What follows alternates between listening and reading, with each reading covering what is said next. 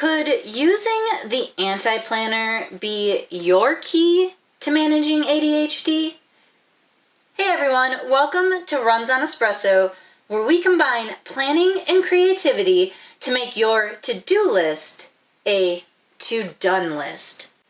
In today's video, we are looking at the Anti-Planner by Dani Donovan to see if it will work for someone with ADHD. But remember, even though we all may have ADHD, different things will work for some of us. What works for me may not work for you, and that's okay. This series is meant to give you a closer look at different items or ways of doing things to help determine if it's going to work for you. Taking a look at the actual book, it has an O-ring coil, which are personally my nemesis. I find it really hard to turn the cover in the pages, especially if you fold it back on itself. It's really hard to unfold it back. At least that's how I feel. The front and back cover are very heavy duty and will probably hold up well over time. The material on the front cover is very soft, probably a vegan leather, with the anti-planner being printed in like a raised something. I'm not sure. Vinyl? Kind of feels like vinyl. There is an elastic band on the back. As you can see, it is quite thin, and I'm just wondering if it will hold up over time.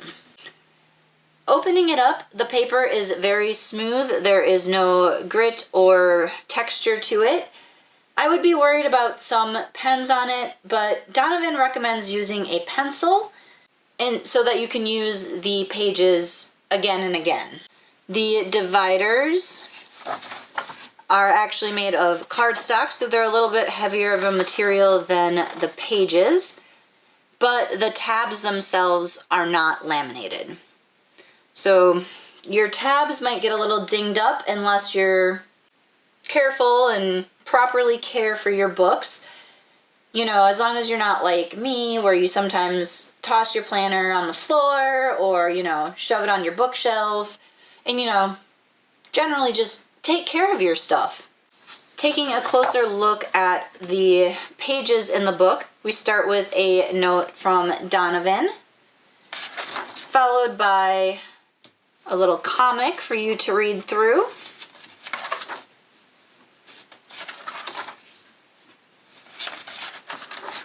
And then we have our foreword and Anti-Planner 101, what this book is and isn't. So a little overview of the book, how to use it, some more kind of self-help stuff here, I guess, for lack of a better word. Reason self-defeating bullshit. You can't fail at this even if you tried. And then there's just some more stuff from Donovan. So I guess I can keep it all in screen. Here's the page where she recommends using the pencil or an erasable pen so you can reuse it.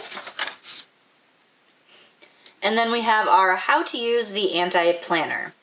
And the anti-planner has 5 sections: stuck, overwhelmed, unmotivated, disorganized, or discouraged. So what you want to do is think to yourself, what am I feeling today? And you're going to go, I'm feeling a little unmotivated. So that's your little green tab here. You flip it open. When you open to your tabbed section, it'll say, I'm feeling unmotivated, and give 4 words on the bottom that generally describe how you may be feeling at the moment. Turning the page, we have how are you feeling?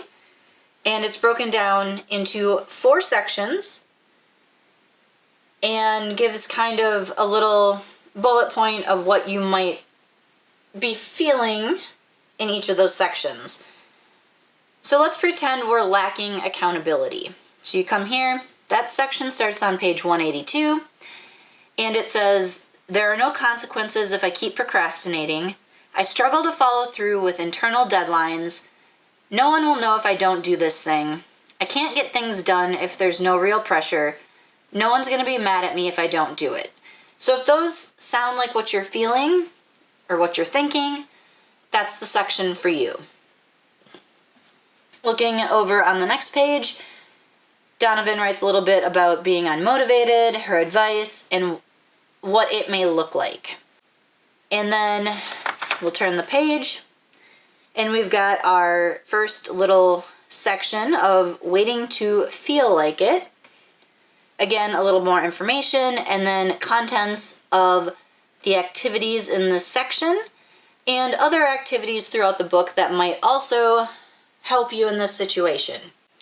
So we're going to say we're lacking accountability, and we're going to go to page 182. And again, we've got those bullet points that were at the beginning. No one will really care if I don't do this. What kind of consequences have actually motivated you in the past? So you got a little spot to journal. And then we have our activities over here. Let's take a little look at these activities. For the first activity, creating accountability, we have what's motivated you to get shit done in the past. And then it's got a column for motivator, and what could I try out to recreate that type of accountability. So for example, she wrote last minute panic, set timers, and race the clock. So you're going to think, what has motivated me in the past, write it in here, and how you can use that to help you with what you're working on now. And down at the bottom, there is common motivators, external deadlines, keeping promises, ambition. So a lot of examples and ideas to help you generate the page. This spread, we have two different activities. We got Bet You Can't board and accountability betting. So the board, what it is, a spite-driven productivity challenge that utilizes the power of defiance. That would probably work for me. And then accountability betting is a strategy that utilizes the psychology of loss aversion to motivate productivity and provide external accountability. And for both of these, it tells you what works best, what you'll need, gives you little instructions, why it helps. This one has tips, best ideas. Oh, we got a task battle here. Look at this. Player 1, player 2. Well, that looks interesting. I'm not sure I would do this one because I'm like, why would I want to involve someone else?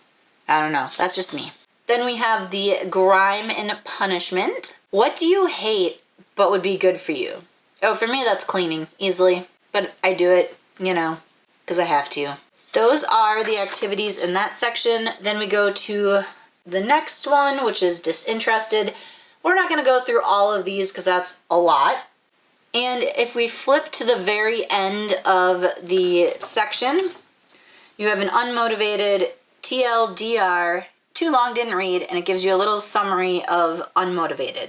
Next, we will flip to the very end of the book where we have extras. And she says these are random pages that don't really fit anywhere else. And this is the comic that has introduced me to Dani Donovan, and I refer to it all of the time because this is exactly how I tell a story. Then we have some information on Donovan and why she writes about ADHD. Then we have resources organized again by those 5 different categories. And within each category, there's apps, websites, products, or books. So this is a great reference if you're looking for something more on, feeling overwhelmed. And in the back, she has her Patreon supporters, her little neurodiverse squad, a little about the author, and one little last letter from her. And see, you can't close the book from this way. And that is why I don't like O-ring coils. Personally, I'm the weirdo that doesn't like writing in books, and this feels like a book to me. I would probably do these exercises in a separate notebook to make sure I keep all of the pages nice, and then I can reuse the activities whenever I need to. Overall, I really do think this is going to be a great resource, even if you don't do the activities, just to read through and look at the different, sections and kind of figuring out how you're feeling and getting ideas of what could help with that feeling. I would love to hear from you. Would you use the anti-planner? Do you have it and been using it? How's it working for you? Give me all of your thoughts. I have had this since July, whenever the pre-order books shipped, and haven't even attempted using it because I was like, oh, I need to review it first. And ADHD, it took me 6 months to do the review. So I can finally actually start using it, but I would love to hear your thoughts. And remember, every to-do list needs a caffeine boost. So grab a coffee, grab your anti-planner, and get to work.